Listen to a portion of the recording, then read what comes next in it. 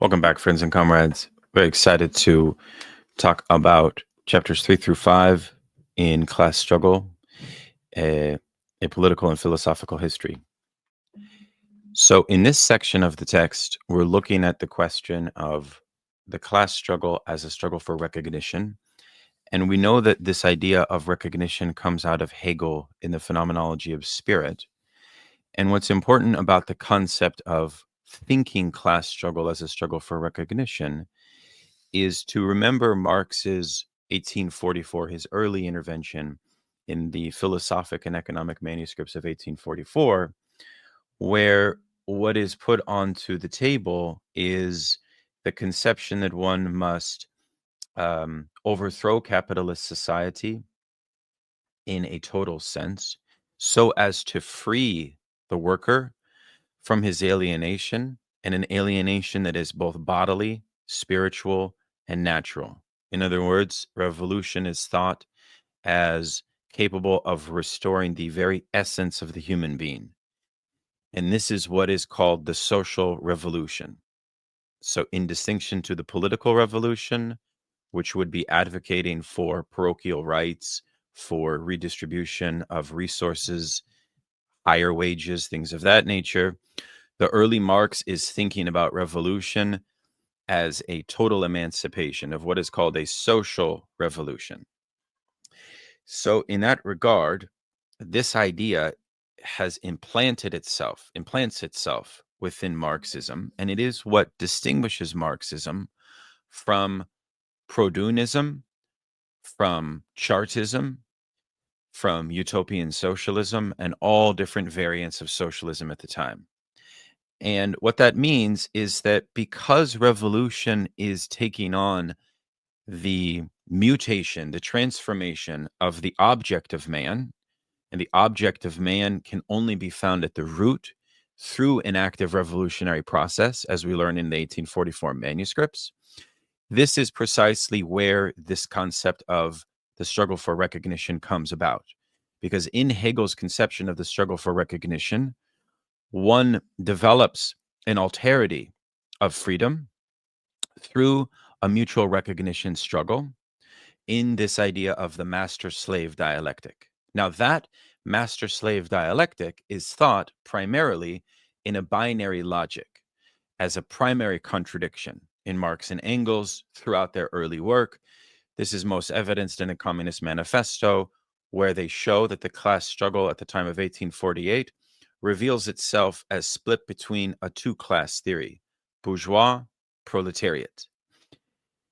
Now, at the same time that it reveals itself in that way, Marx and Engels also say that communism sees itself as beyond this class struggle because Marx and Engels don't want to fall into the same trap as, for example, the Chartist movement had, or, for example, as the true socialists had fallen into.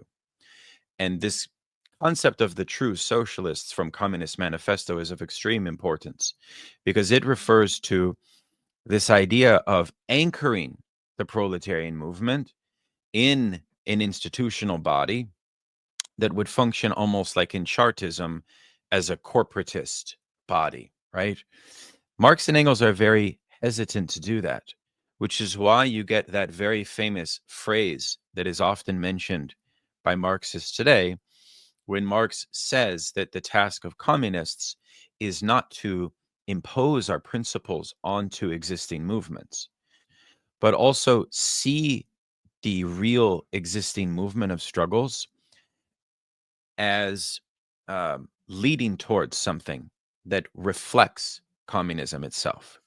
So that's an essential point. The other point that I want to make here is that in 1844 manuscripts, Marx puts forward the idea of revolution as what you might call a categorical imperative. A categorical imperative in which the debased status of humanity of the worker must be completely overthrown. And this is why, for example, a lot of liberals will contest Marx on this precise point, because what Marx is doing is he is taking the category of man from the rights of man in the revolutionary tradition as ushered in by the American and French Revolution, but he's locating it within a new class of alienated proletarian industrial workers. And he's arguing that the two paradigms that bourgeois society has erected to manage and mediate the rights of the citizen, on the one hand, the natural law paradigm, and on the other, the contractualist paradigm. The natural law paradigm would be making appeals to natural conception of divine law, and the contractualist paradigm would be working on bourgeois legal ideology. In both instances, Marx and Engels chastise these paradigms. Why? Precisely because neither paradigm can account for slavery and the persistence of slavery. In other words, slavery still persists within the most progressive of the contractualist paradigm and within the most progressive of the, say, for example, the American Declaration of Independence. But it's important to note that the social revolution of the early Marx was not concerned with a liberation in thought. Remember, this was the era of Feuerbach, the left Hegelians, and the true socialists, which is that they ultimately were advocating for a contemplative revolution, a revolution in the thought and consciousness of workers, but they were not capable of getting a more thorough handle on the natural ontological substratum that is the true basis of where the class exploitation is emanating from. And so in that regard, you have the emergence of the Communist Manifesto itself as a break from the existing socialist organizations of Marx and Engels' time. All of the existing organizations of Marx and Engels' time were, in a way, incapable of thinking a thorough social revolution, would be one way to think about it. Now, Losurdo makes the argument that as the class struggle transforms itself and it becomes intensified and then de-intensified, it also escapes its original borders. So a good example of this is how in the first revolution that was inspired by Marx and Engels' work, the Paris Commune, what ends up happening immediately following the Paris Commune is the Franco-Prussian War. And the Franco-Prussian War was the sort of birth of a new era of imperialism. And so you have to think about this from the position of the class struggle itself, which is that the localized emergence of the contestation of the working class disrupts the semblance and order and harmony of the bourgeoisie and forces their chaos to expand. It sends them into what Losurdo calls a counter-revolutionary thrust, and they move beyond the European borders. So therefore, imperialism has, in a way, its origin in the domestic class struggle. And that's why this early insight that the 1844 Paris manuscripts of the alienated sensuousness of the working class becomes what Losurdo calls the self-evident exploitation through self-evident paradigm. And in a way, it becomes limited precisely because it relies on a type of empiricism, unbeknownst to itself. You could almost call it like a class solipsistic empiricism. And the problem with that is that once the class struggle becomes expanded, becomes imperialized, crosses borders, and once you have different class agent demands from colonial subjects to women undergoing indentured servitude in the household to enslaved populations, once you have this confluence, you immediately have the question of the necessity for a rational subtraction from sensuous exploitation, and you have the risk of chauvinism, precisely because if the working class only thinks of its liberation in a parochial way, well, the class struggle has already gotten out ahead of them, and they themselves will not be able to see. And this is why the category of the totality and of a worldly perspective becomes so essential. It is why, in philosophical terms, you might say there must be a connection between sensuality and rationality. Rationality is what gives us a conjunctural analysis of the situation of the class struggle as it mutates. Because keep in mind, you could say that the class struggle appears at times in the pure minimalist binary logic of a two-class theory. Whereas at other times, it appears far more convoluted, right? So there becomes almost like a haze or a fog. And it is in that fog that you have to think the class struggle in a conjunctural analysis. So let us take the example of the pre-Civil War situation in the United States and how Marx and Engels theorized that situation of the overcoming of slavery. Marx and Engels exchanged letters where they positively embraced John Brown's raid at Harper's Ferry as the direction that the liberation of the enslaved in America should take, precisely because they argued, just like the most elite Union generals argued, that the slaves should be armed and that they should be the ones that at the forefront of leading the emancipation struggle. And so obviously this does not transpire in the American context in the Civil War. It actually becomes an intra-bourgeois war.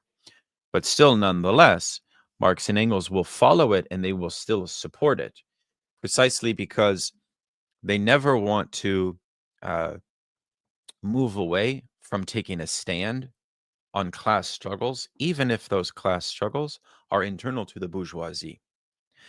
And Losurdo makes a good point, which is that the vast majority of class struggles since French Revolution have involved internal class struggles to the bourgeoisie. And this is something we looked at last time. So in a sense, it's a recipe for, as Marxists, not remaining sort of quietist participants, not remaining on the sidelines, was one way to think about it.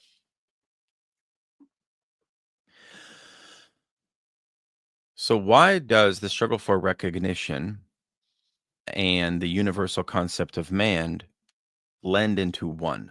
Why does there seem to be some type of unity? And why are all of the various instantiations of class conflict in the colonies, against slavery, against wage labor, against domestic servitude of women, why do they all take on the quality of a struggle for recognition?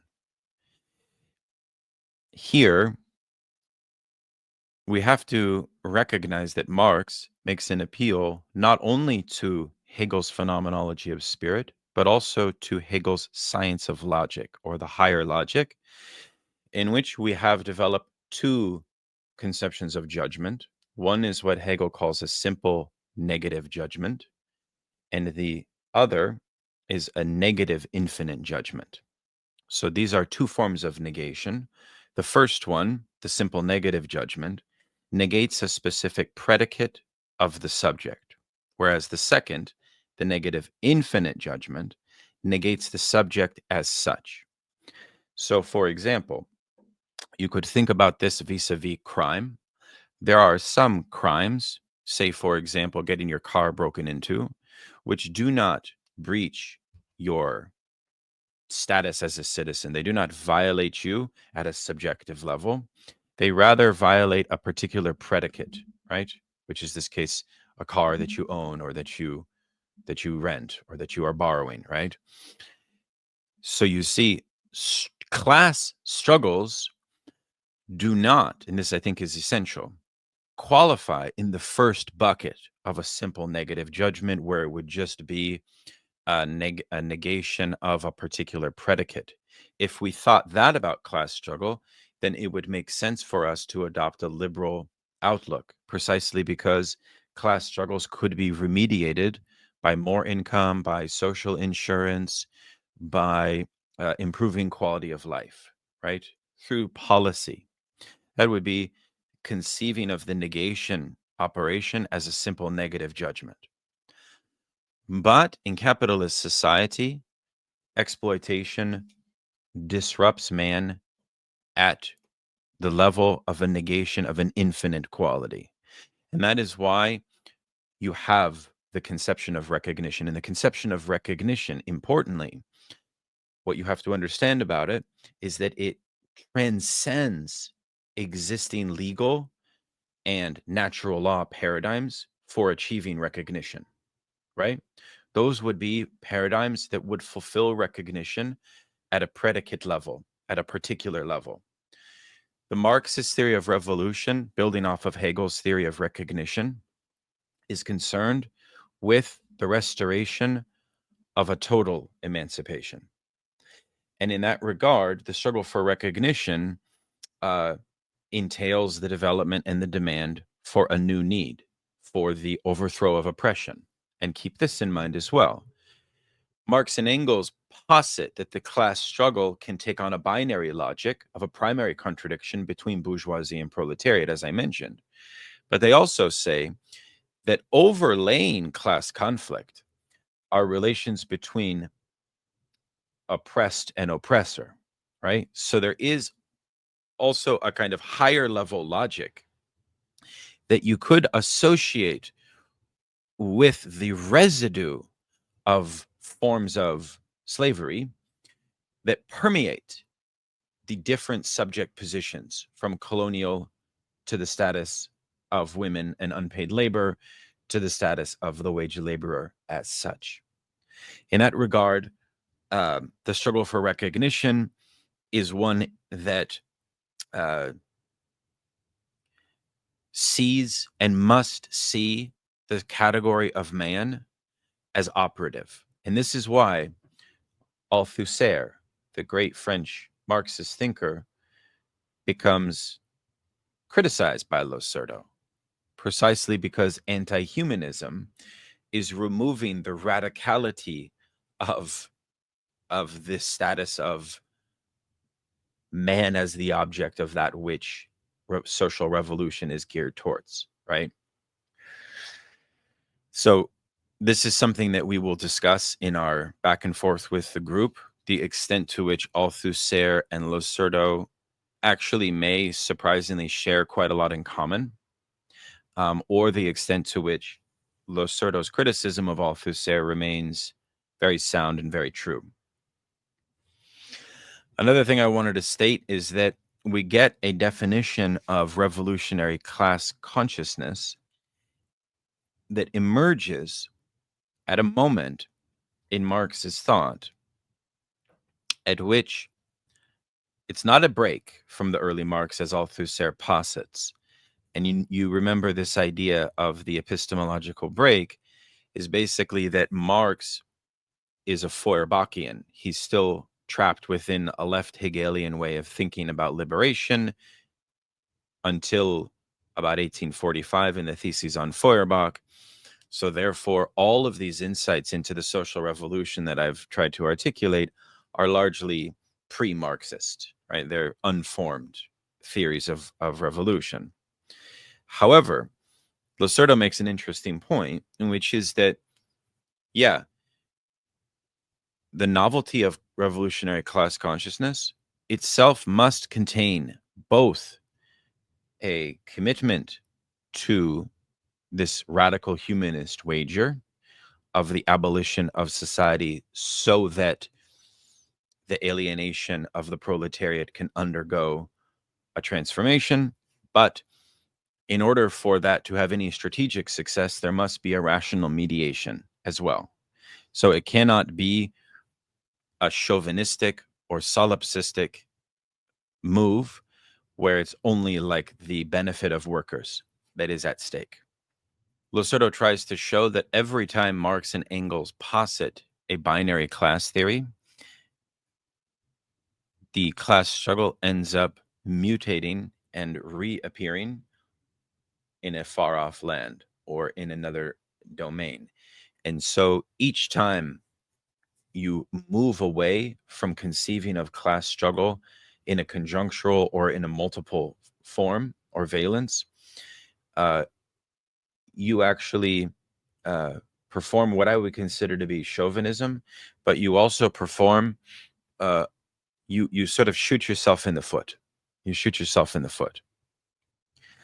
Now, I think the final thing I want to say is that one can see immediately how a Nietzschean or even later a Foucauldian conception of power would complement or possibly complement a Marxism which must always think this multiplicity of struggle, right? Because if there is a multiplicity of struggle, as we see in Nietzsche, there's this kind of idea that struggle is almost eternal, right?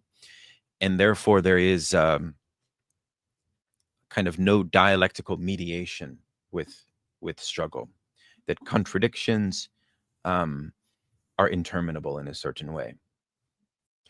But of course, the obvious difference is that Marx and Engels put forward the notion that there is an end to the struggle of classes.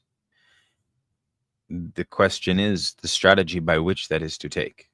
It's not so much the problem that a lot of critics of Marxism will wage, which is the teleological problem, right? Which is that Marx and Engels posit a theory of communism in which all antagonisms disappear or all contradictions disappear. Here, I would say it's important to make a distinction between antagonisms and contradictions. Contradictions never disappear, even in a communist or liberated society. But antagonisms, I think it is the case, will diminish. They will diminish. So there is, therefore, the sense that communist society will treat social conflicts in such a way where they do not repeat class struggles. This is something close to, I think, to the definition of the abolition of the class system. And I think Losurdo helps us because he's trying to give us a way to get at the granularity of the origin of the class system itself, not by overly fetishizing just bourgeoisie and proletariat. Because when we overly fetishize the class struggle as only bound up with bourgeoisie and proletariat, I think we make two mistakes.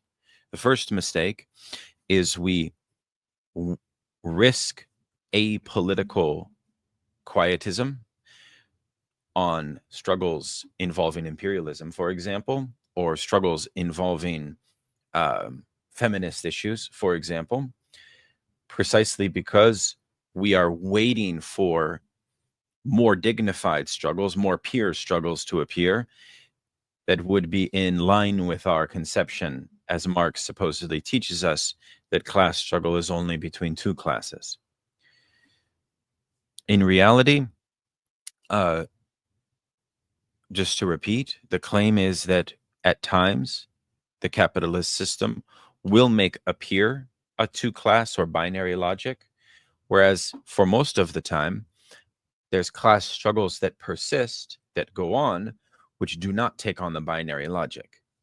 And the key point is that that should not encourage in us a quietism or a remove from engaging with those struggles. So with that, I'm going to now turn to the Q&A with the group, and I hope that you enjoy. No, I mean, I think Ntumbe is right. This is the text that needs to be studied at this moment. I feel like this is, especially after, like, in the wake of at least my experience with Dr. Horn and the sense in which the fallout from Trump experience, we are now like, it's why is Bernie Sanders coming up so much on the left right now? It's very weird. You notice this. So there's a sense in which we are back at the drawing board on the left in the wake of the second Trump experience in a certain way. And these paradigms of thinking, social conflict, class conflict, are once again reemerging, and people have a certain feeling of urgency to come up with a framework for how they see the situation, right? Could I I don't know just if could I you just guys are add feeling that. Please. yeah, so I just want to quickly note with respect to what Matume said, you were talking about the limitations of intersectionalism with respect to a static notion of identity and the role that the state would play as a mediator within that. And I just want to add very quickly that I think that one of the interesting things we've seen over the past few years is that in many ways, a state-based model of arbitration in this respect has become somewhat eclipsed. Uh, Not entirely, of course. But if we look at, some of the recent movements, I'm thinking of Me Too and things like this, a lot of it has taken the form of, in effect, sort of lobbying private corporations, right? Or consumers advancing this, right? To dissociate themselves from certain personalities via social media and so forth. So I think that in an odd way, in the context of late capitalism or neoliberalism, that corporations have come to play an even more active role in that respect. I wanted to, since there were some points on, you know, Stalinism, and the theme of the multiplicity of struggle, I wanted to just try to draw out a little bit some historical perspective on that. So if you look at the debates that were occurring between Stalin and Trotsky in the 1920s, for example, between socialism in one country and the theme of permanent revolution, I think that uh, of course, Trotsky did want to expand the struggle, but it was based on ultimately a kind of renormalization of Marxism, in the sense that we need to, above all, bring the class struggle to the most developed countries, right? Thereby sort of fulfilling what was imagined to be kind of the telos of capital in some sense or another. Stalin supports building up socialism within the USSR and taking a less agonistic approach at that particular juncture. But I think in a way, there's an internal change which is imposed by the politics of Mao, which again, were not eagerly accepted at the time. And you can really see this over the course of the trajectory of Mao's career, right? Where at first he's opposed by Stalin, and then there's this embraced by the USSR, where as the USSR strengthens itself, right, it begins to recognize the potential within support for peasant movements, for example. And we see the way that the Viet Minh are in many respects inspired by what was going on in Maoist China. And this partly explains this weird situation where, you know, I mean, we could talk about the Sino-Soviet split, but ultimately there's a tendency, uh, amongst, we know that China, for example, never disavowed Stalin, right? Later, right? Unlike, of course, in this 1963 Congress, the USSR, Stalin's crimes were denounced, right? A consistent feature of Maoism has been a refusal to do that. And I think a lot of that has to do with a certain fidelity, right, to the moment of this internal change within the politics of the USSR, right? Which would oppose itself to a more traditional, if you were, albeit internationalist vision expounded by Trotskyism. I wanted to ask you a question, Daniel, following that up about the multiplicity of struggles. You were talking about how the class struggle could become condensed.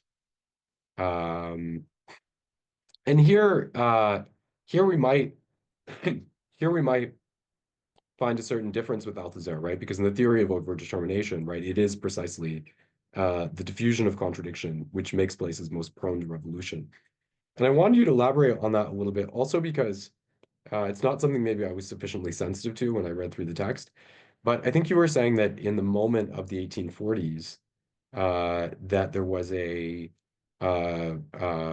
sort of condensation of struggle between bourgeoisie and proletariat. And then you talked about how it would have moved outward thereafter, and certainly within the moment of the internationalization of communism and all that. And I'm kind of wondering, what are the conditions for conceiving something as moving outward? Because obviously, in the 1840s, there were class struggles all over the world, right? Is it the assimilation of the doctrine of socialism or Marxism? in an explicit and avowed sense by groups which aren't necessarily proletarian. So I'm wondering how you could say that it condenses in that way and then expands outward, what the criteria is for that. Yeah, it's a good question because on the one hand, you need a theory of Bonapartism, and Losurdo points to a flaw in the early Marx, which is that Marx embraces Bonapartism as a theory of permanent revolution, conditioned on a Bonapartist seizure of the state. And so that becomes something that is flawed precisely because this is like Marx and Engels' debates with the Communist League around this idea that the theory of the ascertainment or the assumption of state power should actually not be through the prism of like a military figure, whereas many people in the Communist League thought that it should be, like Wilhelm Weitling, for example. So Hmm. Marx and Engels are opposed to that. And what do they propose instead? They propose basically radical republicanism, like a constituent assembly of the working class, backed up by something other than Bonapartism. Right. So I think that there is a strong break that occurs after 1848, which Lukács pinpoints as the origin of the theory of the standpoint of the proletariat from history and class consciousness. Right. It's its moment is not an epistemological break, but it's a moment of a realization of the movement of history through the logic of a class, not a party, which would then kind of support these general comments that Marx and Engels make about how communism sees itself on the periphery of all existing socialist movements in a certain way, doesn't necessarily impose principles from on high onto them, but rather tries to show the logic of struggle internal to them in some ways. So I would say that. I would say the other point would be ideology, of bourgeois ideology of class itself. He says the notion of simplified. So in a way, I read that to mean that revolutionary agitation of class struggle kind of like hystericizes the bourgeoisie as a class, shows its internal fragmentation to itself, but also provides its own account of social reality itself as like a false binary. And so, in that way, that's why you see this idea that he talks about quite a lot of like the inevitable populist conception that we see in a lot of liberal conceptions of class. All right. As like the poors who have to be pacified, or like the plebeians. So, like, we return almost to this like Roman like dual class theory.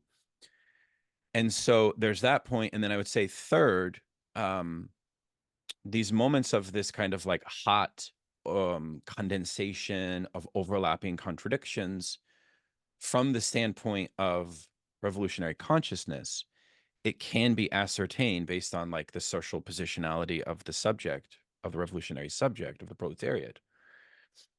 That truth of the binary logic can be ascertained and acted upon, right?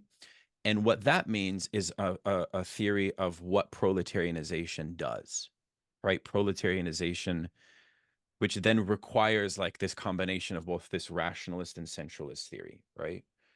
So I think he's saying it in that sense as like on the one hand, and then finally, imperialism takes this same binary logic, but then at certain moments will also reveal it. 1917 is that revelation. Um, Anyways, those are some thoughts, a little messy, but hopefully touches. But Akshay, jump in.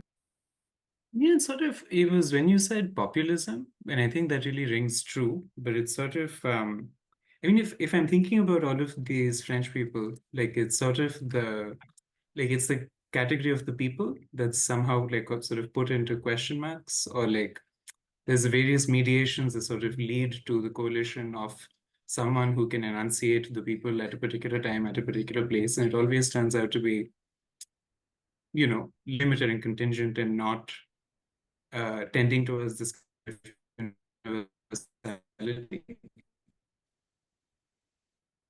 The people as the substance of history. And, I mean, again, like a return to kind of like suffering and humanism is like these key uh, tropes to something there. I don't know what to think about it as a claim, It's Right, right. well, Because I'm still pretty convinced about all of these reasons about why the claim to be sort of like suspect. You know what I mean? Like where so like I haven't seen him sort of give the argument about how we can sort of transparently rely on populism, right? Like as again, like what is our dividing line? Populism or scientific socialism, and which raises the like what is the content of a populist struggle, right? Like in a concrete kind of historical situation.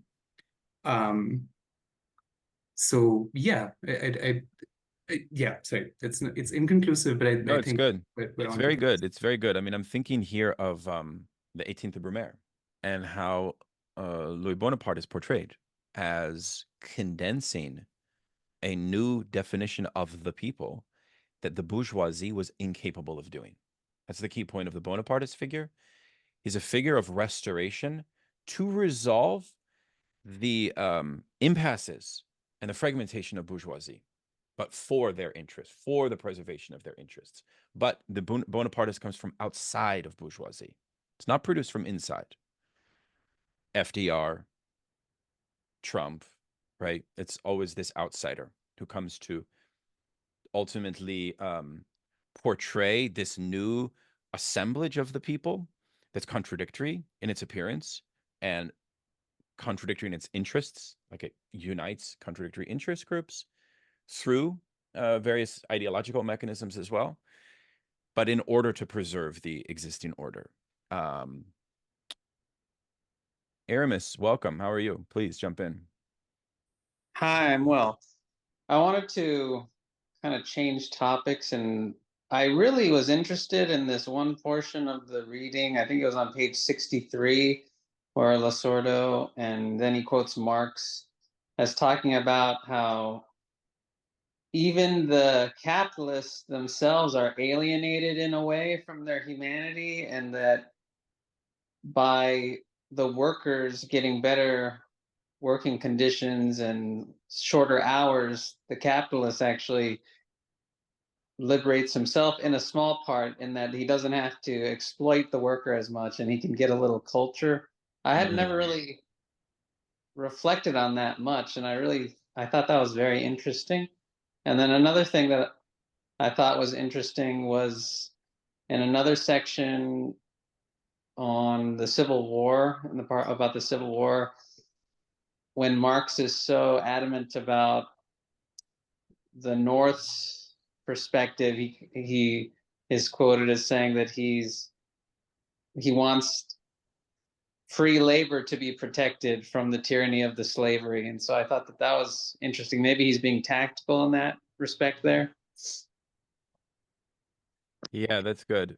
Yeah, he wants the dignity of labor to succeed. So it means he's taken a side imminent to the bourgeois class conflict over the direction of the Civil War. And as we talked about before, he's ultimately critical and oppositional to even the kind of noble edge of the bourgeois industrial North.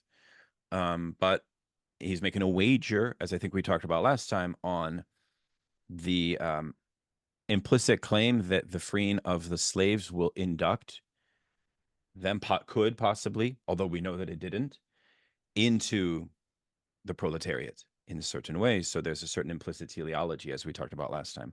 And then I think your point about self-estrangement is a really good one, but it's also, this notion that bourgeoisie and proletariat are self-estranged alike, but only one gains a certain benefit from that estrangement. It itself is a theory of, I would argue, of ideological obfuscation as well, in the sense that like without a class lens, I think that insight from 1844 and the 1844 manuscripts of the kind of mutuality of estrangement is the reason why Marx will take sides in class struggles internal to bourgeoisie, because there is this implicit claim that estrangement or alienation affects all subject positions. That doesn't mean that all subject positions are crucial strategically for the revolution of the situation, but it does mean that all subjects' positions can attain revolutionary class consciousness. That's not precluded, right? And I mean, I'm sure that there are vulgar Marxists in our midst today that would say something like that. That they would have what you call a transitive theory of class consciousness. I don't know if you're familiar with this concept. If you look at Rodrigo, I forget his last name, but he wrote this neither vertical nor horizontal book, and he argues that post-structuralism has been a great blessing to Marxism because post-structuralist thought, French theory as well, has allowed Marxism, in his view, to transcend finally the transitive theory of class, which he diagnoses as an internal flaw of Marxism, which posits that ultimately class liberation can only be thought from this kind of like I don't know, like mechanistic theory of class, or something like that. But I think that Rodrigo, I forget his first name, I'll look it up in a minute. I think he's ultimately flawed in that regard. He's wrong in that regard, because I think Marxism can account for those differences internal to itself. I don't know if anyone else wanted to say something about the estrangement theory that from 1844 manuscripts, especially since many of you guys were on that study group with us. I would invite folks to say something there. I had a thought just about related to what you're saying, if I could raise Please. it. I think that one thing that got me thinking here is like because you had this, and you're talking about the position Marx took in the Civil War. One thing that got me thinking here was, in a way, the, this problem about war, right, and international politics, and in a way, the depth and severity of the problem. So I knew someone, and he sort of a Marxist, and he sort of tentatively, I suppose, was sort of pro-Ukraine in the conflict between Russia and Ukraine. And one thing he was talking about was, the uh, risk, because he was in a Scandinavian context, the risk, if Russia were to occupy Scandinavian countries. And he talked about how Scandinavia is much more socialized than Russia is, in the present day. And, I don't agree with that perspective. Um, but I do think it's interesting, because I actually think that even takes that, I might construe as bad takes, or you might construe as bad takes, they do have a certain, normally, to anyone who knows Marxism, they do have a certain basis within Marxist textual history. So one thing we see, which I think is very interesting, is that, when Marx and Engels were writing, there were no socialist states, right? So if you look at the positions that they took, right, they were sort of imminent to the unfolding of bourgeois politics, right? So if you look at the support for Garibaldi and the unification of Italy, if you look at the support for Lincoln, and then you have this very bizarre quote, right, in the book that they bring up from Engels, when he talks about how, if there were a conflict between Germany and Russia, Germany, where the socialist movement is most developed, might have to defend itself, from the reaction in Russia, which was cited to justify the actions of World War One. And I think this is very interesting, because I think that, normally Marxists, we can all kind of agree that, it was right for the Soviet Union to fight Nazi Germany, right? But it also shows you, in a way, how much this is a sort of qualitative assessment, right, with respect to what level of socialism, has to have been achieved, right, within a given country, for us to justify, right, putting our support behind it, as opposed to saying, oh, well, what really matters, is the insurgency of oppressed proletarians in X nation. Of course, there was always this kind of partly conspiratorial Stalinist conception that Trotskyists were conspiring to, in effect, support the Germans, right, to bring down the USSR, right? But you can see, and this would be characteristic of the rhetoric of a group like Platypus, you can see how, if you reject entirely a positive assessment of, say, the post-Stalin USSR, right? If you just say, well, this is just oppression of class struggle, right? Then you would, in a sense, be taking the idea of the same stance that Lenin took vis-a-vis the Second International, right? That we shouldn't be supporting right? One side over the other, that what really matters are the proletarians in general. So again, I'm not saying that that's the correct position. I think it was great that Stalin beat Hitler and all that, but I think it does just show you the complexity of the question of which kind of states we should support. And I think overall the tendency has been within the history of Marxism to demarcate a break, and this has to do with Soviet hegemony, whereby, well, the Soviets won, right? They are the sovereign, right? Therefore, in most cases, it's correct to support them, right? But that maybe we shouldn't be getting involved in endorsing one side or the other within a bourgeois conflict to that degree, which also raises questions about the present, because socialism is not nearly as well established as it was in the mid 20th century or the 70s or 60s, right? So what positions do we take on international politics in that context, right? Yeah, that's very good. No, I just wanted to, I think I support everything you just said. I just want to say one thing to stretch back to a moment ago. Like when Losurdo chastised a lot of Marxists during the civil rights movement in the United States for criticizing like wealthy kids from the North going down to the South to support the civil rights struggle. I think it's a perfect example of his multiplicity of struggles theory in a certain way, but also Mhm. this like continuity of a theory of alienation that affects both classes alike, and which is also why communism as like a force, uh, Marx and Engels always saw as above the class struggle. It's not like reducible to it, which also means that he's positing a theory of that I think, post World War II becomes a little bit more difficult to metabolize, but a theory that, well, like the middle class, right, will somehow sort of there's like a kind of maybe too much trust that Losurdo would place in forms of bourgeois um, political action that I think once we get to our present become much more convoluted, and precisely because they move away from, like, say, the centrality of like labor-based struggles and things like that.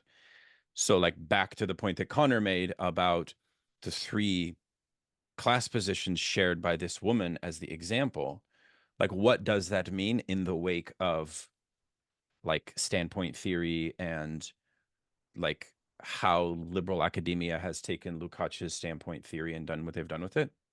That to me is less clear in a certain way. Connor, go ahead. Yeah, it's an interesting point, the last one you just made. And yeah, just trying to like bring this back even to Marx, of like the manuscripts. Like maybe we can begin to think about this through, occupying these various class positions all at once as just the intensification and registration of alienation in daily life. How you're moving through daily life and the positions you occupy therein and so on. That might be interesting. But even sort of like more generally bouncing off of what Conrad was just talking about in regards to this historical question of who we're going to support, um, this kind of understanding of class that Lacerda was talking about, uh, just brings to mind immediate questions of how is it should we begin to think about solidarity differently? You know, what does that really mean? If we're really expressing solidarity according to uh what Lacerda was telling us. And yeah, I think this reading is very opportune, given what's going on after the election, because it seems as though we want to go back to a really vulgar understanding of class, right? And we want to abandon quote unquote woke stuff and so on. And let's be real, when they're talking about abandoning that stuff, what they're really talking about is moving away from any support of gay people and trans people. That's what these people are talking about, right? And with that being true, then the move should not be for us to take that up as the right move to make. Lacerda was telling us that no, like we should begin to, be more complex in how it is that we treat these questions of class rather than reducing it to, again, this very vulgar support the working class, whatever that is. Obviously, that's true at the same time, but yeah. So again, I think this is a really good text to read right now. Yeah, I suppose the distinction would be between political and social action. and in relationship to like class positions that one holds. And we're taken back to the lumpen question because the lumpen doesn't hold a social relationality. They have ejection from dependence on wage labor, which makes them ideologically prone to taking the side of the dominator or the dominated in the wider structure that coheres all class struggles, according to the Communist Manifesto, which I think we should never lose sight of, because I think that that maxim, that like the locus of class struggles across the three primary domains and even beyond them, still is this Hegelian lordship in bondage, like locus, right? I think that the liberal take on that becomes problematic in the sense in which it's capable, or it is indifferent, like we see this with Leclau, of recentering things on the social subject, right? So it's almost like overly politicized, and you could even maybe criticize their use of Schmidt in that regard, as like the Schmidt as that like figure who can help political agents politicize everything. But like then you're back in like the Foucault territory of the kind of I don't know, the fog of conflict, or the flog of the fog of this kind of will to power, even as like a generalized conception of struggle that's kind of omnipresent, right? That's not what's at work here. And it's not what's at work here because ultimately the binary logic of the class struggle has to be found around the proletarians developing collective interest. And that is something that is, I think what he's making is a historical claim that the class struggle doesn't always allow proletarians to be in a position to generalize and concentrate their collective self-interests, but that it should be pushed in such a direction, right? Which is very much like the same thing that Lukács is saying, I feel, in History and Class Consciousness. So I don't know. I feel like this conversation's been good because it's helped me clarify this imminent intersectional theory very much. Matilda, please. I must admit that I thought we just were supposed to read 3 and 4, and I missed 5, and it sounds really good. And it sounds like it was about the binary, kind of like the and correct me if I'm wrong, if like kind of the at a certain point like the primary contradiction comes out. Is that what this binary is? No, binary is 1848 and 1917. So binary is both historically located. Sorry, I thought we were saying reading to page 120 tonight. And he does get into that in those later pages. But if you all haven't read it, we can repeat it in our next session as well. But the binary logic is brought about by two factors. One is what he calls the simplification of the class struggle from the standpoint of the bourgeoisie through their all of their mechanisms for accounting for social antagonisms and social conflicts, kind of regressing back almost to this like theory of the people, or theory of the poors or the plebs, or this populist idea. But it's also this like moment at which the proletariat is capable of seizing something in the condensation of those struggles. So it's a very interesting. Okay, Brendan, please. Yeah, I have many thoughts from this text and from all the conversation that's taken place, but Matilda mentioning the question of the primary contradiction does just, I am a bit struck in this chapter with, because I do also find Losurdo's conception of the multiplicity of struggle an appealing alternative to intersectionality.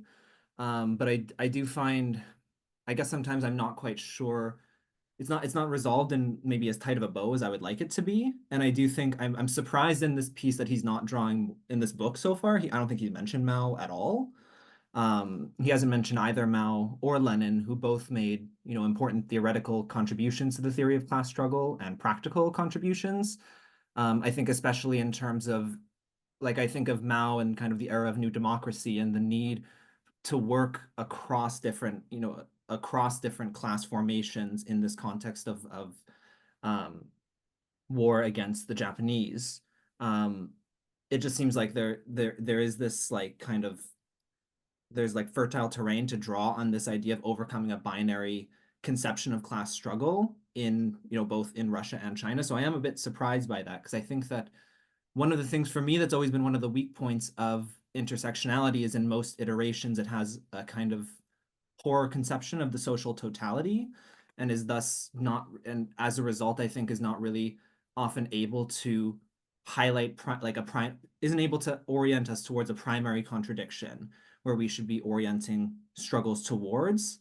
And of course, Mao, that's one of his major theoretical contributions, is primary secondary contradictions, which I think in terms of how we get to this kind of conjunctural analysis that I think Connor drew our attention to, that Losurdo says at some point, like, who is oppressor and oppressed is always kind of is ultimately a conjunctural question. Yeah, so I find that a bit of a missed opportunity. I'd love to see. I know that he's mostly focusing just on Marx and Engels in this text, but the theory of class struggle has gone beyond them as well. So I'll conclude on that. No, that's really good. I mean, I think it's also this notion that we have in Marx's thought of the independent organization of the working class returns here in this notion of binary logic, where the class struggle matures, right? The more it matures, the more it becomes primarily between a two-class theory. And that one of the things that's important for ideological and educative struggle for the proletariat, right, is this sensory alienation, that it be inducted into what Marx and Engels called association, right? So that there has to be a means for this alienated sensuality to find a commonness, a point of commonality amongst itself. And so as proletarianization increases, you have also the conception of what Marx will call later the collective worker. So there's also this idea that generalized proletarianization leads to the capacity for proletarians to naturally find a receptacle of both interest, like, which is obviously found through kind of like reason and organization and cultural development of the class and so on, but also through like this question of the estrangement of their sense experience, right? So anyways, Mutume. Yeah, one of the interesting things I found was this line that from Marx when it addresses the hence Poland must be liberated not in Poland but in England. And this is I think an interesting question, because I think one of the things that I'm having constant questions about is how do we within the imperial course truly have solidarity with the movements abroad? And I think this is a question that's been coming up. I listened to an interview with people from the Palestinian Action Network recently on Millenniums of Killing Capitalism, and this came up. What is to be done in that? And then I go back to Losurdo's idea of revolutionary consciousness needing to have the multiplicity. And the thought is not fully formed yet, but it's making me realize, I think, even from my own missteps of talking about my class subject simply beyond my money and things like this, but not me as a full historical subject, and what that means, and what that means in terms of all people who are in this quagmire, which we're all in together. So it's just interesting. I don't have a fully formed thought, but these are the things that are like pinging for me as I'm beginning to think about what different people are saying here. Yeah. And that's why we need the theory of like chauvinism as part of this, which, I mean, we should spend some time, like maybe somebody in the Discord could help us with a genealogy of the concept of chauvinism. It's always something I've wanted to study more, because it is somewhat like almost like a pragmatic category. It's very conjunctural. It's, somewhat relative. One of the interesting things that happens vis-a-vis imperialism is you have this notion of cosmopolitan socialism or even Chartist socialism. And the problem with Chartism was that its locus of agency, its determination of its strategy, was based on a corporatist foundation, right? And so Marx and Engels would break from Chartism precisely because Chartism would reinforce a chauvinism of a parochial theory. It's not capable of touching the totality of the system, therefore, right? And I think that actually connects exactly to Mutume's point about how we find solidarity as Marxists with international struggles. It's both this recognition that we don't have in international, but at the same time, we also have these insights from Marx and Engels about how communists are to relate to existing struggles, right? In this way, which connects both this sensuality theory of universal estrangement of all classes, connects this overarching logic that capitalism as a system across the three domains, including in the family. I thought the mention to the family was very useful here. Presents this kind of interminable relations of coercion, right? And to me, that was a olive branch to helping me find a way of sort of connecting, but it does not presuppose that liberation struggles elsewhere will necessarily themselves possess this movement in revolutionary consciousness, which Losurdo says is necessary, which is to move beyond the self-interest of one's own release from oppression, right? Which is exactly the heart of chauvinism. Like chauvinism is found there. Chauvinism is found in like maybe even like a theory of narcissism, maybe, of collective struggles. Go ahead, Conrad. Yeah. So I just want to say, since this had come up, from my perspective anyway, the analysis here is completely indebted to Maoism. Of course, Losurdo has like his own doctrine, which, blends, elements of Stalinism and Maoism and Dengism and whatever else, and a lot of different philosophical influences, the Italian context and Togliatti and all that. But, I guess Mao's On Contradiction is probably the most important post-Lenin Marxist text, right? And this is why, someone like Badiou will say like, Mao's an almost infinite thinker, right? I mean, that can seem almost a little bit hyperbolic if you don't understand something about the history of Marxist textual receptions, which generationally, he probably would have been better poised to understand the absorption of its influence. But without it, you don't get contradiction over determination. You don't get this text by Losurdo. You may not even get a lot of post-structuralism, right? In terms of the particular vantage and angle that it comes from. If you look at the link between like the gauche proletariat and Foucault, and all these kind of things. So it turns out to be very, very important with respect to the broadening of Marxism in general and the way it conceives reality.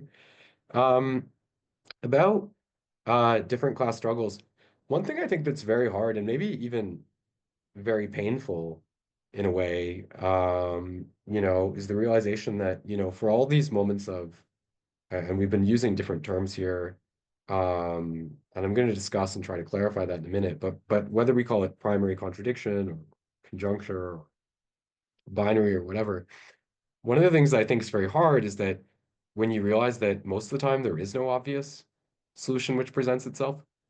And this is why I devoted a lot of energy to writing this text on the Dugin and the Russia-Ukraine war and all this, was precisely because I feel that it's a situation, and most international Marxist groups have been neutral. And I think that neutrality itself is a recognition of the difficulty of taking a clear position in this conflict. And it would have been, it was why, for example, I found it hard in a way or would have been harder for me to maybe write something about Palestine and Israel. I'm not an expert in that area, but I'm not sure what I would say other than like, look, there's a genocide going on. I mean, I think it's pretty clear, right? So I think the Palestinian struggle has been mobilized behind precisely because, it is a case where there seems to be, a kind of unambiguous right and wrong. Not that there aren't some nuances to suss out, but there seems to be a kind of unambiguous right and wrong from a Marxist standpoint. But I feel that Russia-Ukraine would be an example of a conflict, which is more characteristic in a sense, in the way that, there's a lot of ambiguity. And you see this like even, I'm not sure that Losurdo always fully captures this in his own take. Sometimes I think he's trying to bend the stick in the other direction. So if we look at his book on Stalin, for example, there's actually a lot of rich class history in it, which I appreciate. Like he talks about the mediation of labor and so forth within the Stalinist economy. Um, but I do think, for example, sometimes when he talks about China, he has a strong tendency to lean on, the sort of nation framework, right? China created this thing and it's resisting the West, right? And it's like, I totally understand that. At the same time, I've found that sometimes when he writes about the subject, there's maybe an absence of interest or detail on the contours of ongoing class struggle in China, which can't necessarily be reduced to a national framework.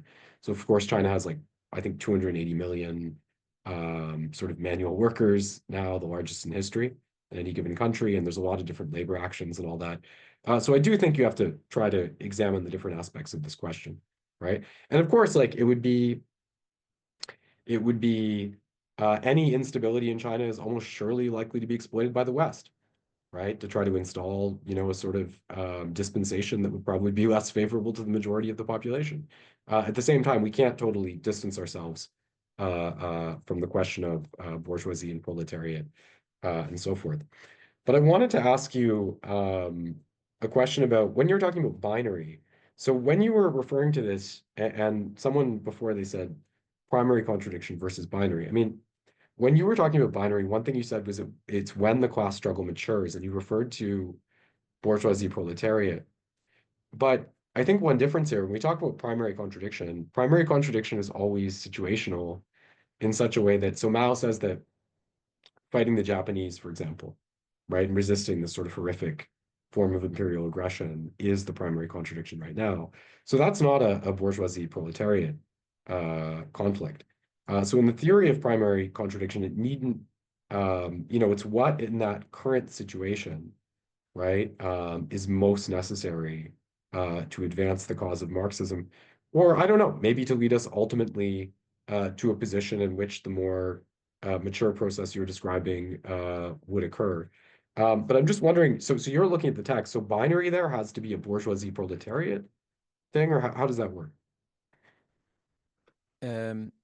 Well, binary has to do with a kind of sense that Losurdo's getting, I think, from Communist Manifesto, also from early Marx, but then tracking it through these sort of historical stages of revolutionary moments.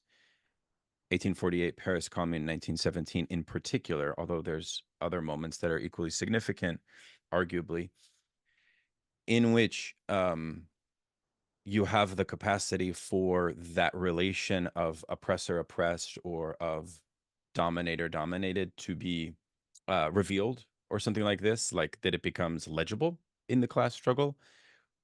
But he importantly couches that over and over as saying, well, even though this occurs, like say in 1848, where Marx and Engels put forward effectively what is like this two-class theory. That's what he's Yeah. referring to, binary. It's not so much this like strategic choice of I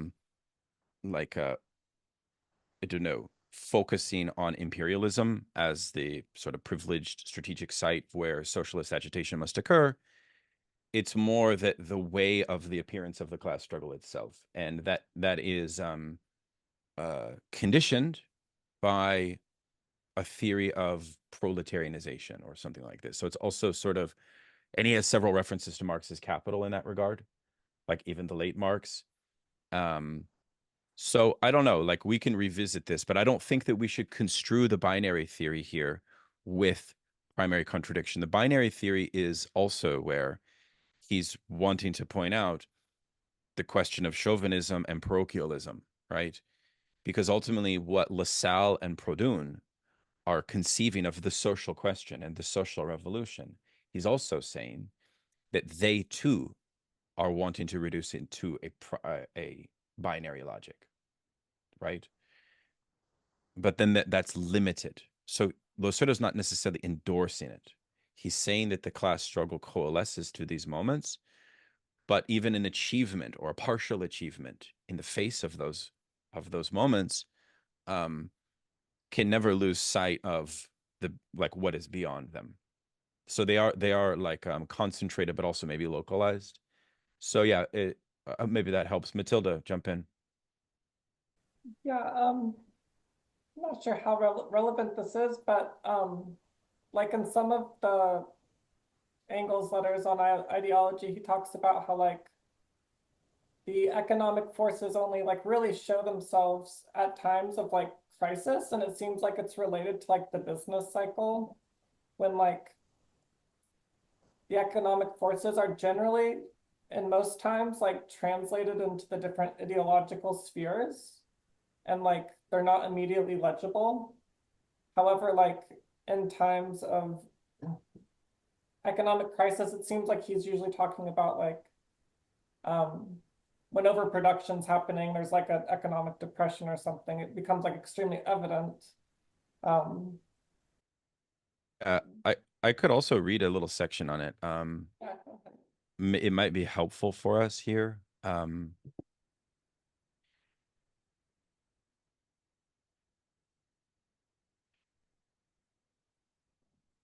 Yeah, okay. So he says on page 115, if you want to read along the second paragraph, each individual and even each group is located in a contradictory set of social relations, each of which allocates him or her to a different role in each instance. Far from being based on a single relation of coercion, the world capitalist system is a tangle of multiple and contradictory relations of coercion. What determines the ultimate location of an individual and group in the camp of the oppressor or of the oppressed is the hierarchical ordering of these social relations in accordance with their political and social relevance in a determinate concrete situation, on the one hand, and the political choice of the single individual or groups on the other. That goes back to this theory of the lumpen as like the political subject, like par excellence, right? So yeah, that might shine a light on this notion of binary, because it's also at this it's also a theory of the multiplicity of social conflict at this granular but also like macro level that affects all classes, including class struggles internal to bourgeoisie, for example. Brendan.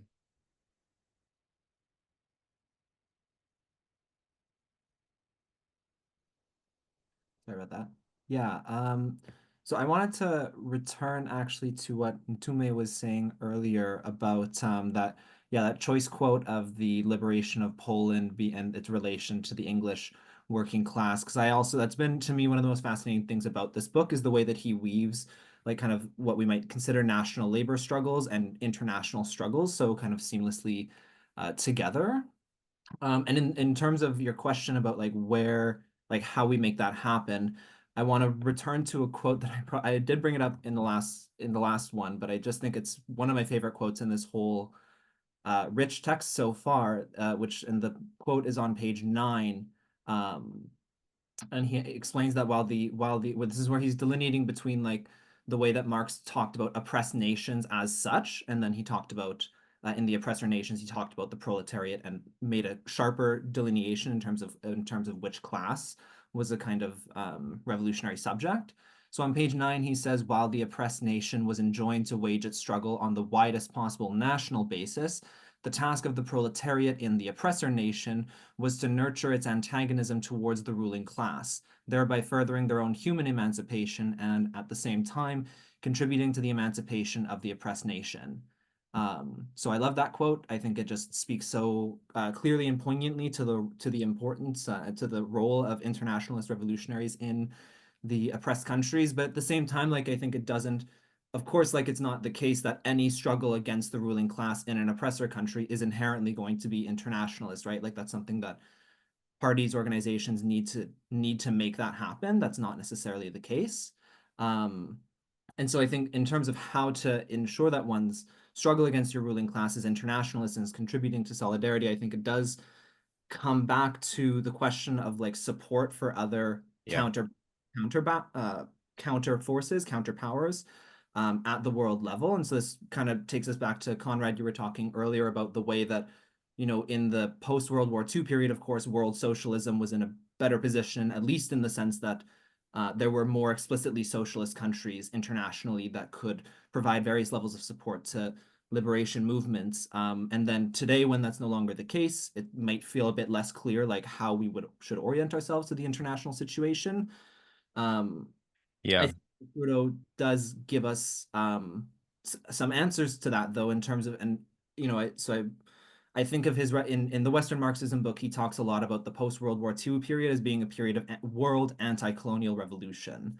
And that like that was one of the key issues with Western Marxism, was that there was this divorce between Western Marxism and the world anti-colonial revolution, which was disproportionately hegemonized by communists in the first place. And that this was, you know, a task of the proletariat and revolutionary movements in the oppressor countries, was to support these anti-colonial movements. And so I think though the where that's relevant today is that I think while there are less, you know, even the PRC is not engaging in proletarian internationalism in the same way that the Soviets did in that era. But I do think that there are powers today that are furthering the conditions for oppressed nations to exercise sovereignty and to therefore weaken imperialism and weaken the grip of the oppressed countries over, or of the oppressor countries over the oppressed countries. And so I think that still provides some orientation for who we should be supporting. The last thing I just wanted to mention, just kind of on this question about how to orient ourselves internationally, is I think one of the things that Losurdo brings out in Marx here at different points throughout the book is that Marx focuses a lot on the kind of danger of competitions between rival bourgeoisies, which I think is a really important tendency today, where I think like in the kind of, you know, with the development of what we could call like the collective West post World War II, where there hasn't been another major world war between the capitalist powers. I think there's an emphasis there tends to be an emphasis, especially in Western Marxist texts, to focus on cooperation between the major imperialist powers. You know, there's even some people who will talk about it as a kind of super imperialism in the way that Kautsky theorized it. But I think what's one of the, you know, we've been saying a lot here that this is really the text to be reading it. We're reading it at a very opportune time. I think this is another reason why, is that I think that I would think that especially with Trump coming into the White House now, and his desire to sort of go hand to hand with allies and adversaries alike, I would predict that we're going to see a resurgence of competition between the oppressor nations. Like I think that too often we miss that the relationship between international bourgeoisies is one of simultaneous cooperation and competition. And one tendency might be dominant in one era, but any kind of cooperation that we can see can only really go so far. And I think, you know, in terms of how do we, who are we supposed to support in the contest between oppressor nations? That's less clear than when it comes to the anti-colonial countries. But I think that, you know, we can take note of it. And, you know, I wish to all of the oppressor nations the most divisive and fraught relations possible for the next 4 years. And that's something that we should be, I think, like really being attuned to and trying to understand kind of just understand what's happening and be studying it and trying to metabolize together how we should orient ourselves to struggles that I think will become more severe between just terrible oppressor nations. Yeah, thank you. Can I add Yeah, something? sure. Yeah, and then we'll go Yeah, to Joe. so Thank you. Go ahead. sure. So the way I would see it is, I think that so up until the end of the Cultural Revolution, you have a pretty not you know, it's not always the case. You know, like there's a lot of Trotskyists who are always critical of different manifestations of state socialism. But even the Trotskyists in that time tended to be a lot more moderate in their assessments. I think even Isaac Deutscher made some positive comments about Stalin at the end of World War II, for example, which we sort of forget these things, you know.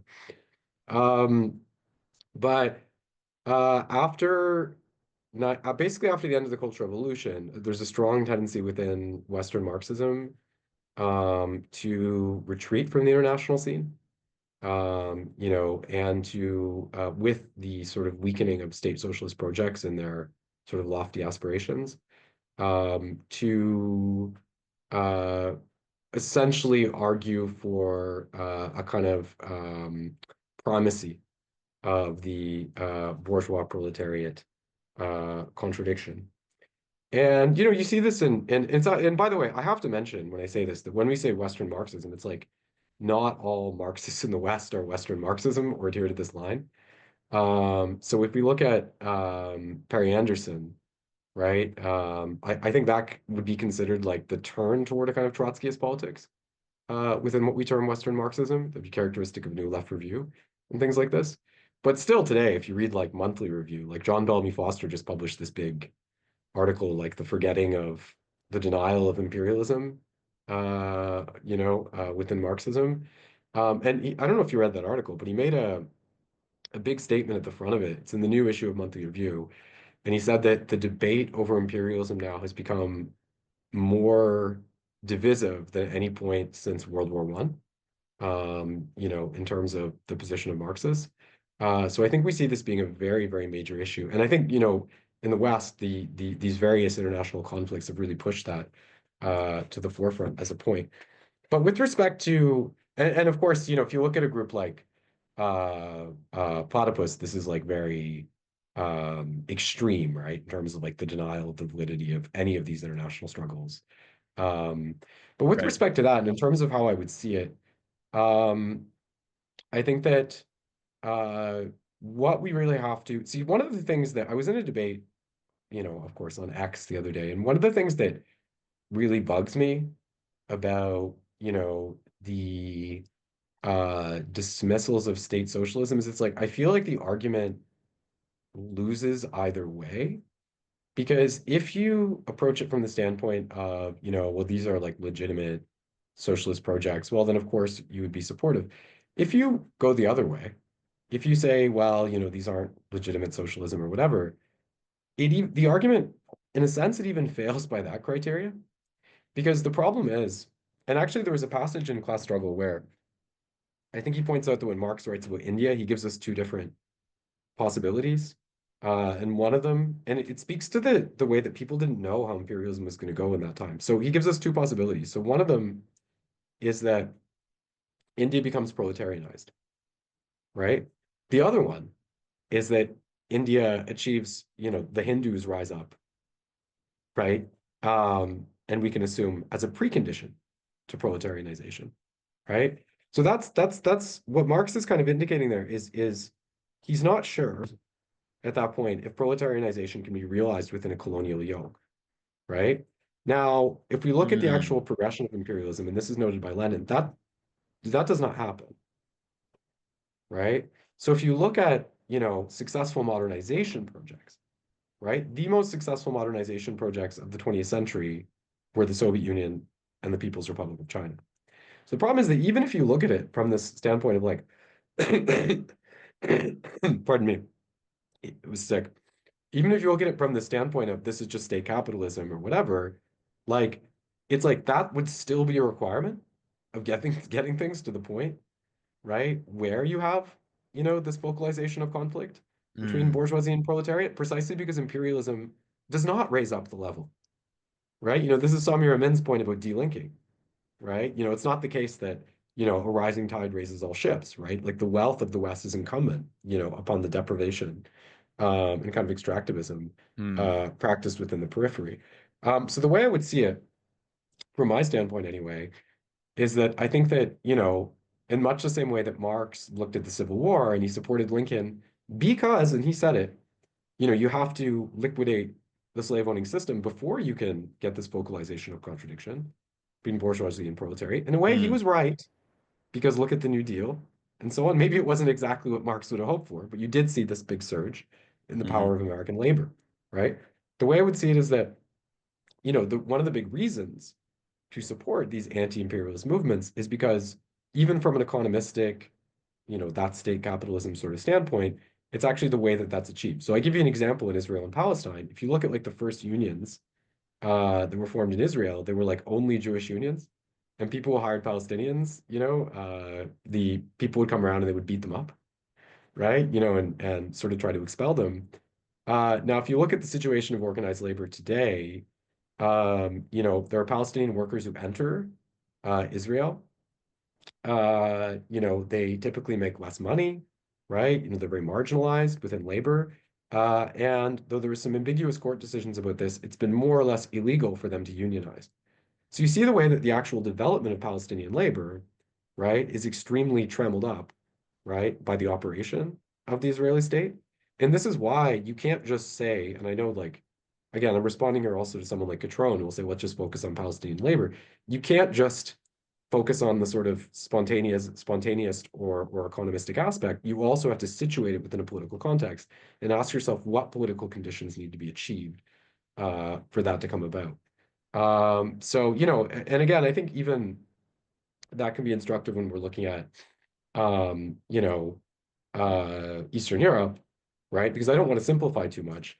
But one thing that I think is clear is that to avoid, and again, I don't have like a pro-Russian or pro-Ukrainian position, but I think it is important to understand that whatever the severe deficiencies of Putinist Russia as a kind of Bonapartist state that is overly relied on being a kind of peripheral petrol exporter, there has to be resistance to the West within Eastern Europe to avoid a kind of wholesale peripheralization, right? Which is incumbent upon the unity of nations in that region contra the West as well. So this is very, very complex. But anyway, this is sort of how I would see that issue. Very good. Yeah. I also just want to flag one point about the binary theory because it goes almost like, and it would be fun to taxonomize this.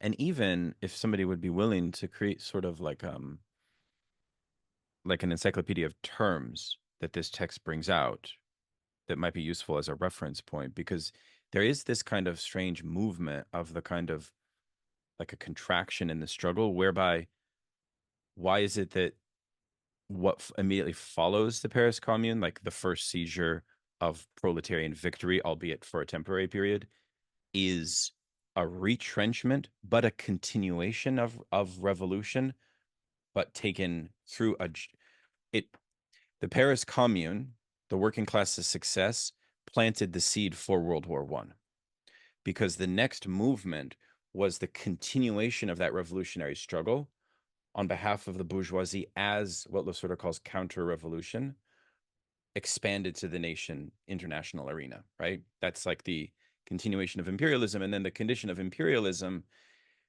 back in the core regions also implies what Conrad was mentioning, some type of profound fragmentation to the binary logic. The binary logic of bourgeoisie proletariat is no longer immediately palpable, right? So anyways, welcome, Jaira. Please jump in. Sorry to keep you waiting. Okay, those were really really helpful contributions. So as I was reading this section, well, a couple things were coalescing for me. One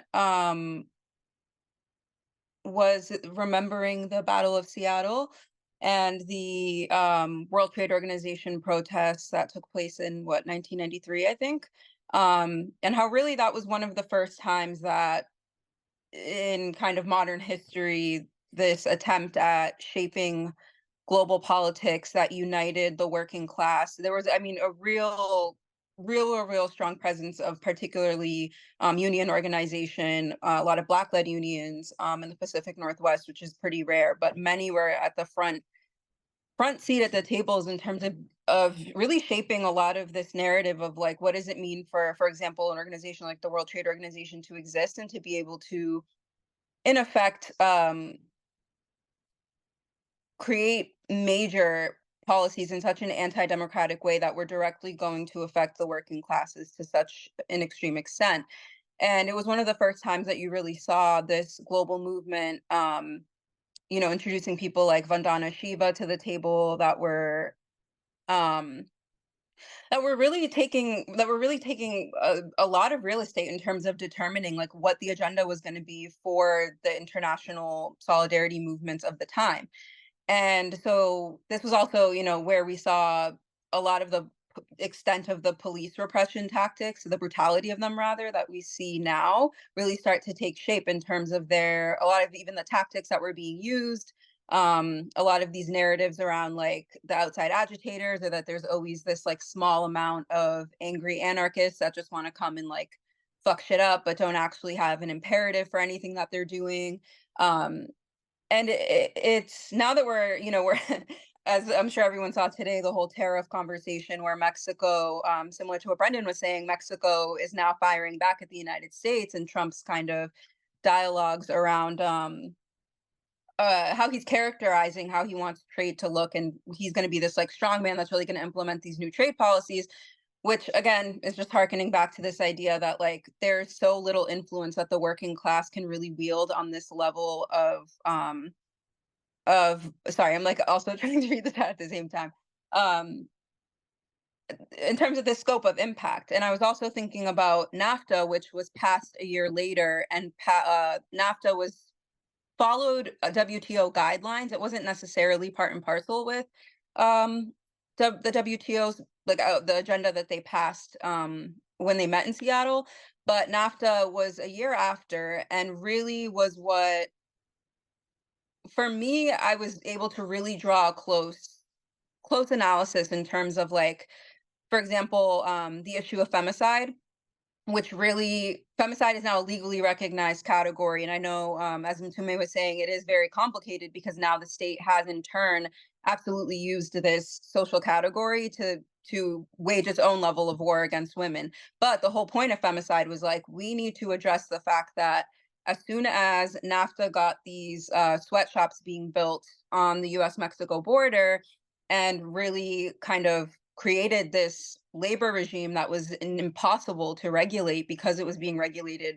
by these massive corporations that didn't even have like boots on the ground, so to speak. What you had was this kind of social disarray in which we saw like the number of women getting raped, killed, murdered, mutilated, kidnapped, tortured, and so on and so forth skyrocketed to such a degree that there needed to be this like really strong intervention that then had ripples throughout the rest of Latin America and the Caribbean in terms of defining social relations around this question of what happens to social space and what happens to social relations when capitalism is like upon us, like in a very different way than just the domestic sphere. And that was very new. And in terms of just being able to contribute that analysis and women being the drivers of that. And then, of course, we have these other issues that then spiraled out of that in terms of like reproductive injustice, right? In like the Rio Grande Valley, where this is the most severe the crisis is. And it's already unfolding one more time, we're seeing with Texas passing the strictest regulations.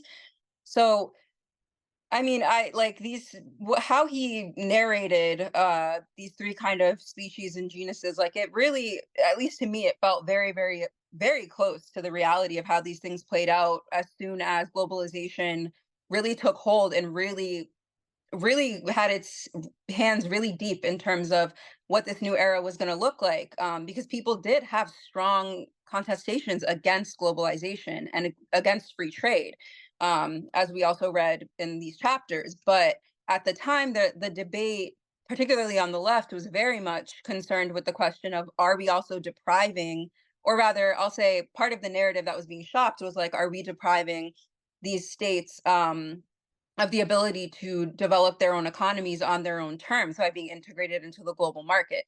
The anti-globalization people saw this for what it was from the very jump and understood the implications of further ingratiating these states into these kinds of like global systems.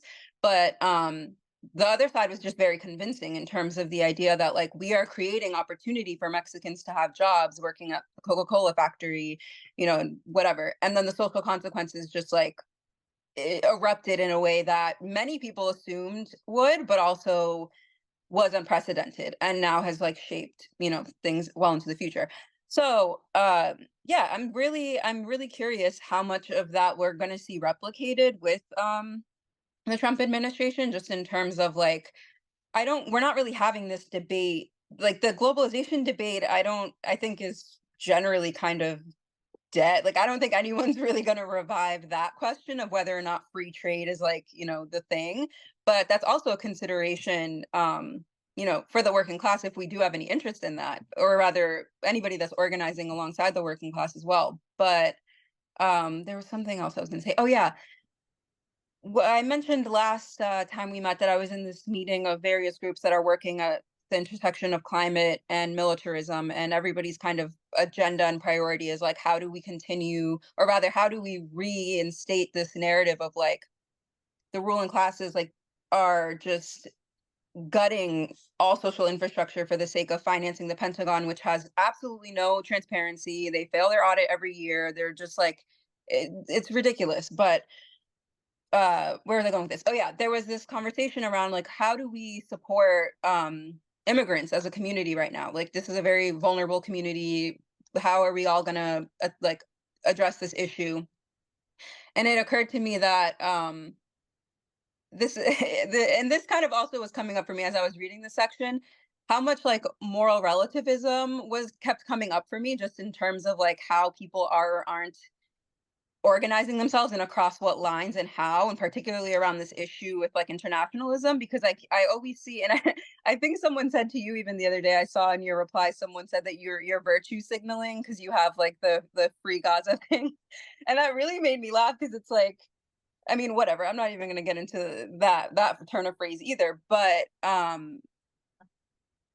yeah, it's like the right now, unfortunately, where we're at is that there is such a sense that there is no real way that like that there is no moral imperative for people in the West to give a fuck. And so it's like it has to be this like the chauvinism. It just has to be this like you're doing this for the sole purpose of expressing some weird, or like even that was what they were saying about the encampment kids as well. Like, oh, this is a social thing for them. It's a fad for them. They're just like all their friends joined the encampment, so now they're joining the encampment, and this is just like what they're doing for fun.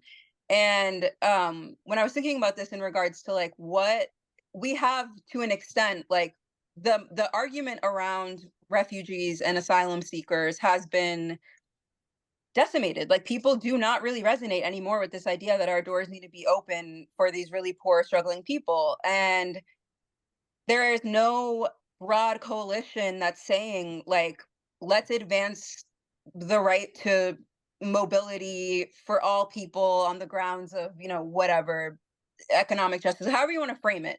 There is no broad working class declaration of like we, and even with this this whole ordeal around like the groups and everything, and they're saying like, oh well, abolish ICE wasn't a popular platform, and that's like a crazy thing, like that should have never even been instated in anywhere near the Democratic Party. But the whole point of abolish, like there's a precedent for abolish ICE that exists politically that most people don't even understand, because most people don't know the history of the border at all and how it plays into broader economic trends. Right. So all of that to say, like, there just isn't, there are so many grounds, and there is a very broad history of this Yeah. deep economic very strong economic platforms being put forward by the working class that have already been violently Right. repressed, but are also very much erased. And a lot of groups don't understand that we can also come around and take a strong position on and make these bold declarations about, what the vision of like this question of migration and approaching it, right? Like Yeah. this moral imperative it's just kind of gone out the window at this point. Well, yeah. I mean, it's also maybe we could draw a historical analogy between the direction of the battle for Seattle and the alter globalization movement, and the preeminent theoreticians of it being like Hart and Negri, who put forward this notion of the subject as detethered from labor and labor power. That's one of the problems. And also Hart and Negri at that moment were abandoning the theory of imperialism as well. So there is a sense in which the error of the alter globalization movement, as I see it, was similar to Chartism, in the sense that Chartism, and like what would be the equivalent of Chartism for us? It would be the nonprofit NGO complex. So like, therefore, the ground of political thought and organization is found on the counter-revolutionary foundation of bourgeois institutions, i.e. the nonprofit form of thinking politics, right? that's the problem in some sense. So the priority, as I would see it, would be to remold, as a theory of institutions, to remold institutions that in such a way that could account for a theory of liberation of subjectivity more in line with this distinction between social and political subjects. Because in a certain way, the theory of the multitude is like the lumpen. It's kind of like almost like political voluntarism, if that makes sense. Do you know what I mean? And then it does become moralistic. And then you do get, 99% versus the 1%, which is in hindsight kind of like dumb as a slogan. Do you know what I mean? Because it has no true sense of its antagonism.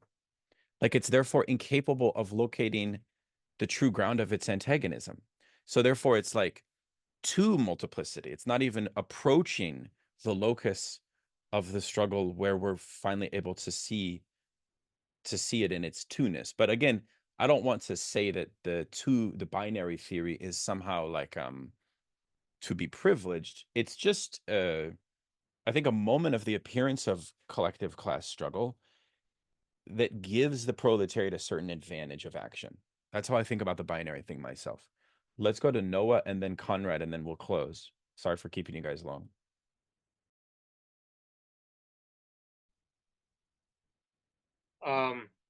So I just this is like I don't know if you guys covered this line yet, but it was on page 12, at the bottom of page 12. I just thought it was really interesting. The process of acquiring class consciousness is all the more torturous because in the absence of robust, stable combinations, far from easy to form and maintain, workers, even though in large-scale industry, constitute a crowd of people unknown to one another and an incoherent mass, broken up by their mutual competition. This is not simply a matter of competition and conflict between individuals. Later, Engels noted that in Britain, unskilled workers were regarded and treated as with contempt by skilled workers. So I guess I am not versed in any of this. Okay, I don't know any of this shit. But this line in particular really it struck me. And I just want to ask, has anyone ever had a conversation with anyone that is I don't know, a layman or in like the pits of the working class? Like I work at a grocery store. I try to have this conversation and I'm going to continue to attempt to have this conversation. And I try to break it down in palatable forms over and over again. And I just want to, I guess I'm just wondering, has anyone ever, because this stuff really rocked my world. The only thing I really read from Marx is Capital, and that it really fucked me up. And so yeah, I'm just wondering, has anyone ever really kind of had a dialogue with anyone about this and tried to break it down to a person who is you know, who's a construction worker or who works at a grocery store, because I would love to hear how that may have how that interaction may have broken down in regard to this idea of cultivating class consciousness. Mm-hmm. No, it's good. I mean, I think the passage you cited is from Marx's 1844 manuscripts, and the general point being that the alienation of the working class has like a kind of entropic quality, whereas bourgeoisie has that same estrangement, but they put it to use and so on. So, I mean, the sort of odds are stacked against you when it comes to that type of sensual-based class consciousness. But again, Losurdo, I think, is helpfully pointing to the need for both this sensual and rationalist approach to the activation of class consciousness amongst workers, of exploited workers. I mean, there's much to be said about this. Psychoanalysis has a lot to say about this. Even the theory of inner passivity as a logic for how to organize the education of socialist groups that a lot of our comrades like Gabriel Tupanamba have written brilliant things about. Basically taking this idea that sometimes it's not most useful to hammer people over the head with like a militant class consciousness approach, that can backfire. Like that is like a theory of reaction or a theory of chauvinism and so on and so forth, but also like the too muchness of suffering, right? And the culture industry and entertainment and all of that. So I mean, those are all real points. So I don't think that Marxists need to always take this intensity approach when it comes to socialist education. This actually, by the way, is very close to a lot of Jacques Rancière's work as well, that I'm going to be talking to him about, because this is kind of like the rub of where he comes from, of like actually looking at intellectual production amongst working class organizations from the other side, not from the Leninist vanguard side. Because I mean, I think this idea of even Marx and Engels, when they break from Communist League, there is a vanguard theory there. There is the idea that revolutionary class consciousness is concentrated at a cadre level in some way, and that there needs to be a kind of transmission. You know, there's a theory of transmission, and Rancière in an interesting way upsets a lot of those presuppositions. But Conrad, why don't you jump in? Yeah, so no, I think it's funny about free trade, right? Because it's always one of the most um oxymoronical kind of terms, in the sense that, if you look at the impact on a country like Mexico, right? When you have free trade, and we could even look at gas stations, right? And you see like all these sort of small gas stations, being replaced by US chains, things like that, right? And so it's a weird thing, because really what free trade refers to is kind of the hegemony of monopoly capital, right? Particularly Western-led. And a lot of the uh, you know, uh, in a way, the game, right, is to exploit parts of the global South, which have been historically underdeveloped due to imperialism and so forth, to kind of substitute for the absence of an overarching monopoly structure, the ubiquity of Western firms, right? And so if you look at a place like China, which has, had a very, very, strict kind of regulatory policy, right, with respect to how they engage with Western capital, right? They've permitted the super exploitation of labor insofar as they feel it might facilitate their development. But they've also tried to ensure that, when there are big firms being built up, that they are Chinese, right? Um, if you look at that, right, like China's not in a position now where it's susceptible to that degree, right? Because they already have this sort of overarching, dispensation of corporations, many of which, and in fact, the majority of which are state-owned, which, prevents that liability. About the immigration question, I mean, I always think it's such a hard question. The in a way, in spite of rhetorical differences, there's not such a big gap between the way that this issue is perceived by different parties in the United States. We can talk about Obama burnishing himself as the sort of deporter in chief. And, the reality of it is that nobody, and I don't even believe the Republicans actually want, illegal immigrants even out. Because the reality is that, their labor is tremendously important. I mean, you look at agribusiness, for example, which I think is the most illegal immigrant dependent business in the entire United States. But what they do want is to create a kind of internal, precarized and terrorized workforce that's unable to organize and so forth. In fact, I think in the United States, one of the only salient examples of really of measures being taken that were really geared at expelling illegal immigrants was Arizona, where, of course, they implemented laws, I believe, that allowed pretty much anyone to be stopped and checked for their ID. So, of course, any people were Hispanic, right? Police could just stop you and check you. And after that, there was a major exodus of illegal immigrants from Arizona to California and other places. And I think in general, it's estimated that the net loss there was about 5.5 billion, right, to the economy.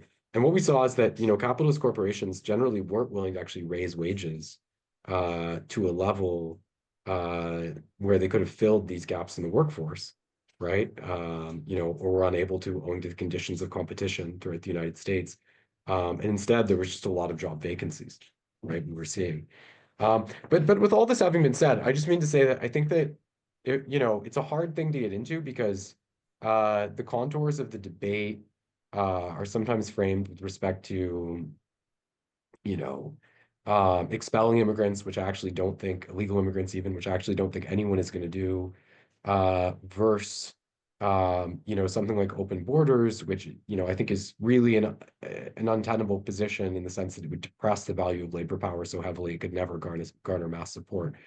I think, surmounting this really means from a left-wing standpoint, thinking, yes, we want to be, open to immigration, but also we want to make sure that we're not brain draining other countries.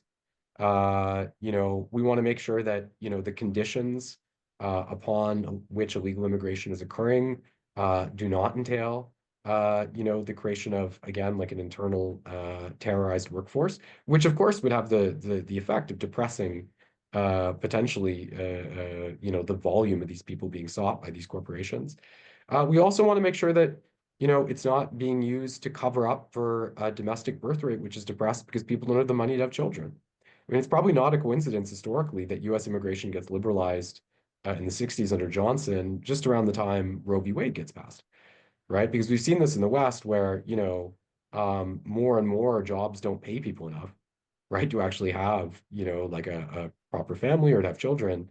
And we've used, the importation of highly skilled workers as a lucrative replacement for actually giving people the money to do that, right? Because children cost a lot of money. Educating people costs a lot of money from the social state, right? Giving people the money to support that costs a lot. So, and then you have to ask yourself, again, when you append those caveats, what would the implications of that be for immigration policy? But I do think that, if we're trying to think of a left-wing policy, it has to be, actuated within that context. Thank you, guys. This has been very rich conversation. Let's go to Jonathan and then we'll close. I just don't want to keep folks for too long. And Yeah, I know there's sorry, so much I'll to try be and be said. quick. Please. Well, I just wanted to, I did think that the reading this time offered one potential area of support for questions like Noah. I live in Wise, Virginia, which is coal country, and it's dominated entirely by Trump supporters because of Obama's war on coal, etc.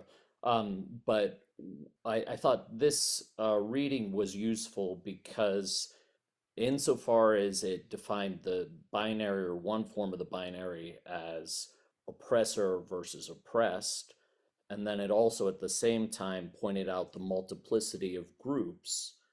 One of the things that capital and the bourgeoisie does is it uses the multiplicity of groups, all of which are on the side of, are all of which are oppressed in various kinds of ways.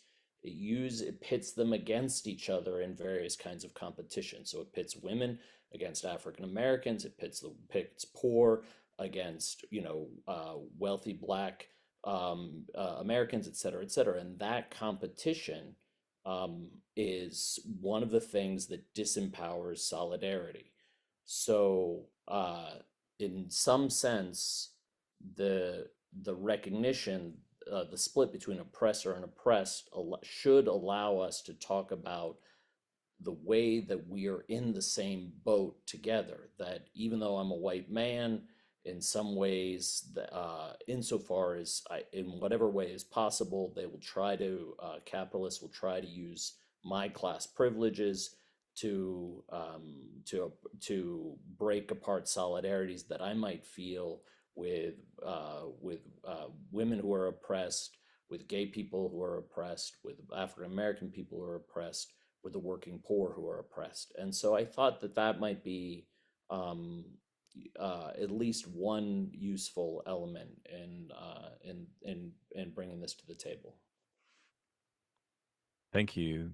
That's very, very, I mean, Noah always asks us these like wonderfully impossible questions, but they're like, you know, they are this centrifugal question to ask. And I mean, I think so much work has been done on the construction of neoliberalism as a political ideology, as like, you know, this idea that a lot of people write about how neoliberal ideology is a pragmatics, that it doesn't work until you become like an adopter of it. And so it becomes very hard to see outside of its ideological force field of power. And it's based on this logic of like pure desolidarity all the way down. Like and it's somehow sort of almost mastered that, which I think gives some credence to the people that want to reconstitute like a working class institutional base by which to build something that would allow for a more coherent form of solidarity that could fortify itself against this neoliberal, because, you know, like Jean-Paul Sartre is good on this in his critique of dialectical reason. It's what he calls seriality. There's like the forces of bourgeois society that force desolidarity, right?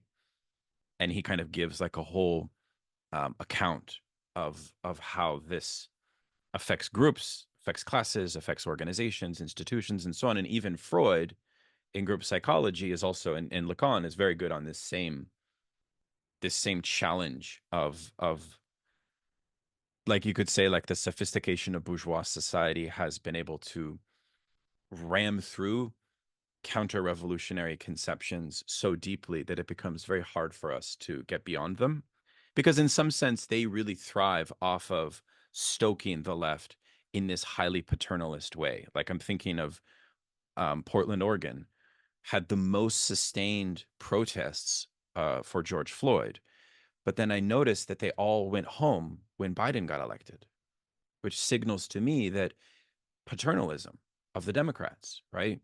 As if like Biden somehow was then registered as some sort of success or something like that. And I think that unfortunately, unconsciously, maybe he was registered that way by a lot of the protesters.